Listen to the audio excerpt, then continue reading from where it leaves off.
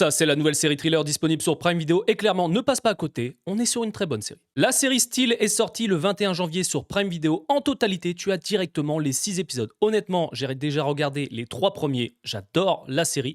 L'actrice Sophie Turner incarne Zara, une employée totalement ordinaire qui travaille dans une société de gestion de fonds de pension à Londres. De base, Zara aurait dû passer une journée totalement normale, sauf qu'il y a un braquage en cours, ça se passe dans le premier épisode, et au lieu de braquer du liquide, là non, ils vont braquer la totalité du fonds de pension. Ça représente plusieurs milliards de dollars.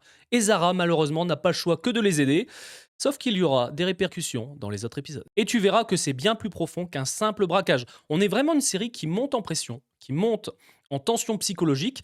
Alors, je te le dis, c'est pas la meilleure série thriller que j'ai pu voir de ma vie. Par contre, on est sur un bon thriller, c'est-à-dire que c'est à voir une fois, tu passeras un bon moment. Sophie Turner, si t'aimes l'actrice, bah là tu verras qu'elle a toujours un très très bon acting. Moi, j'adore l'actrice, j'ai hâte de la voir dans la série Lara Croft. Mais là, on est sur un bon thriller, ça se regarde vraiment ultra vite. 6 épisodes, 40-45 minutes, ça va ultra vite. Et j'ai bien aimé le rythme, et c'est vrai que tu verras.